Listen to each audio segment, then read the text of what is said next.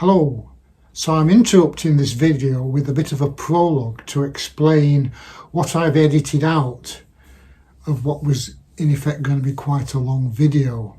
It's been in editing for a couple of weeks over Christmas, and it was going to include a detailed slideshow of 12 months of research into something like 14 different 50-litre fan in a can dust extractors, going over the prices, specs and options and explaining why I chose what I did.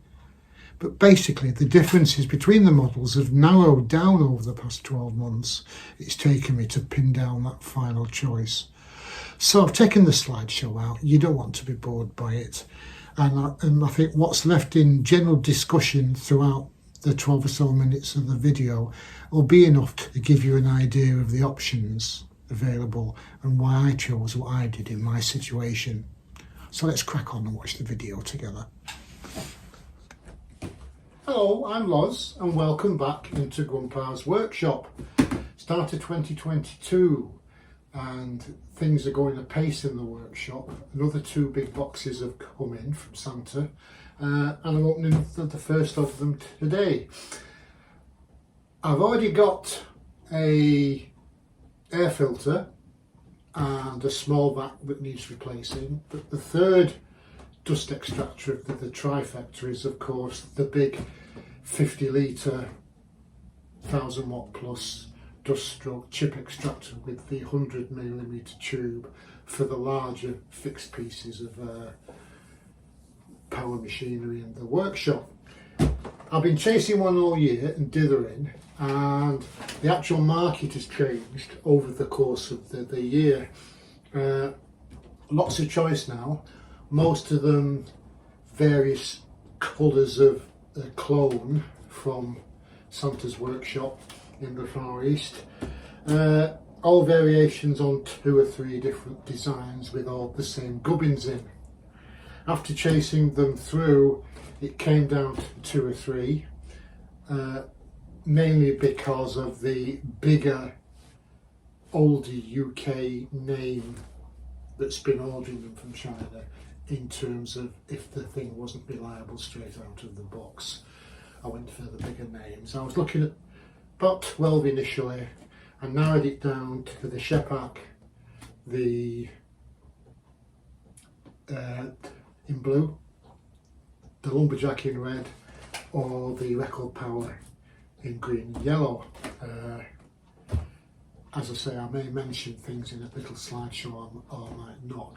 The Record Power had going for it the fact that it comes with a 5-year warranty and it matches the colour of me Sabre 350 bandsaw and the air filter, but it's about half as much again depending on where you buy it as some of the others.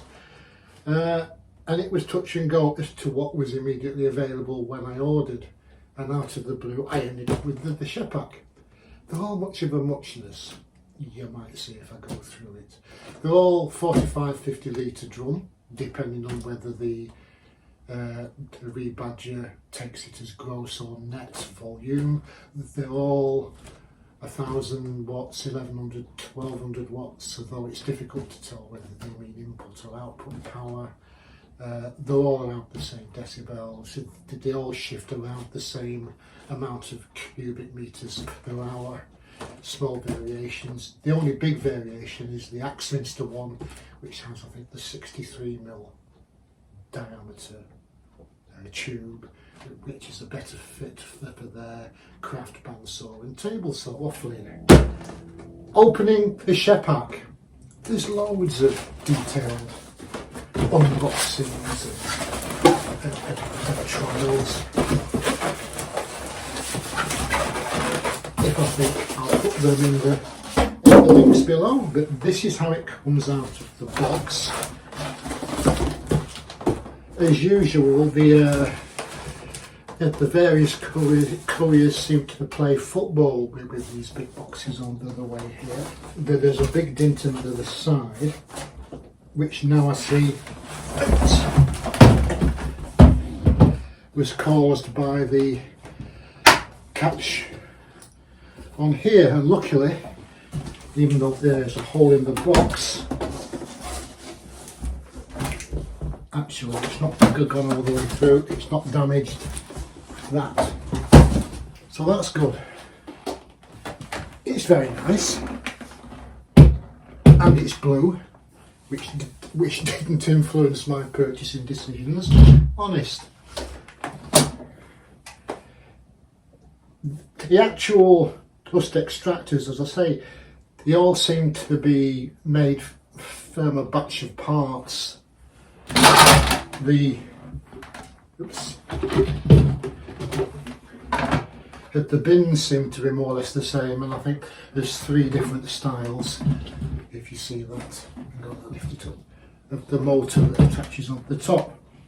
There's a flat head and 2 styles of round head and handle, which I think is basically just batching cosmetic. So let's have a look inside. Put the lid down. You know what I'm like, damaging stuff as I get it out. When I started shopping, one of the purchasing decisions, that's the filter, seemed to be the length of this tube. That varied between, I think, 1.4 metres and a full 2 metres. But over the course of the year, I think most of the suppliers are now gearing up to do the 2 metre, so you don't end up with the short one. And most of the suppliers have also started including these. Not all of them did at the start. I don't think Record Power do either. So, as well as being more expensive for the actual extractor, you have to pay extra for that. So that's all there is. There's the 100mm.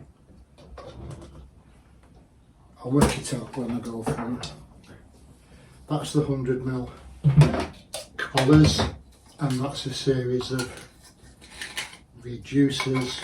Now, one of the guys who I follow who had got this, the Shepherd, Peter Millard from 10 Minute Workshop, he did an exhaustive review, and he mentioned that basically, in his words, the Shepherd could suck the chrome off your bumpers, which I thought was a nice turn of word. But he also mentioned the fact that it tended to choke up a bit when it got down to the 25mm thing. As it happens, this is mainly going to be used for the bandsaw, which you'll see more of during the year. It's a bit of a dirty boy, the bandsaw. It throws them everywhere. It throws dust everywhere, and because it's quite a tall bandsaw with a high wheel, it's throwing it out at a high level as well. So there's 5 paper bags, which I believe when you push this onto the motor head inside, you then actually, I think you, if I remember,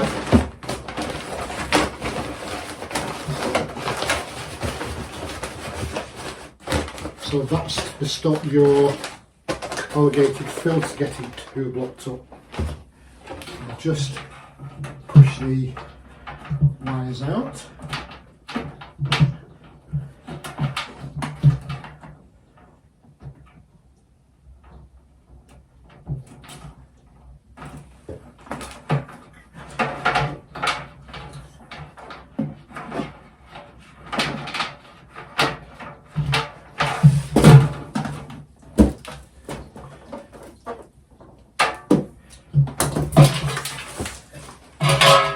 And so 5 of those, 1 corrugated filter, which I think depending on the supplier, if you can get one that matches, between 12 and 20 quid. But hopefully with the paper bags will be cheaper and will save me having to buy a new HEPA filter. I think it's a HEPA filter, and they're only cheap. that, and then that's the, there are two of these ring clamps. Yeah, I have to look so up, zoom. One goes on the can and one goes on the device. Anyway, this is going there next to the record power. Let's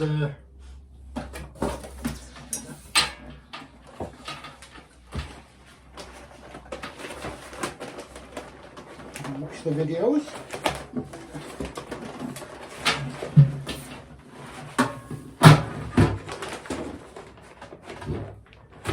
There we go. That's on there. One of the problems I've seen people mention is the fact that the actual gap between that and the inside of the drum, particularly where the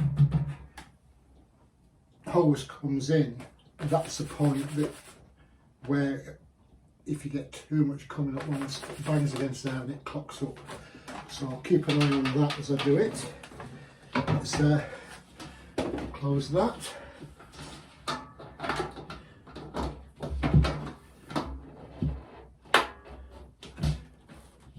There it is.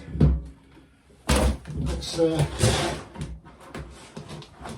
I'll just put that on temporarily.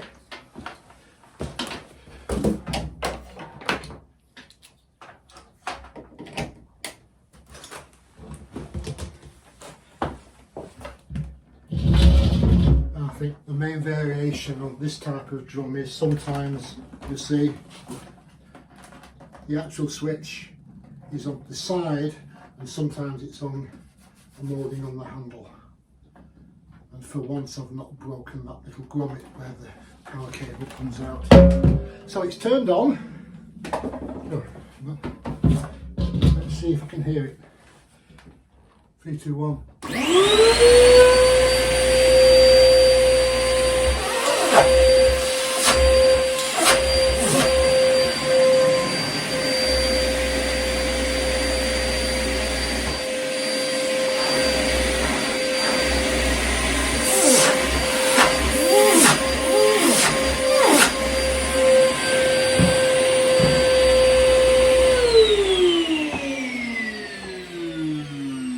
It's not quiet, but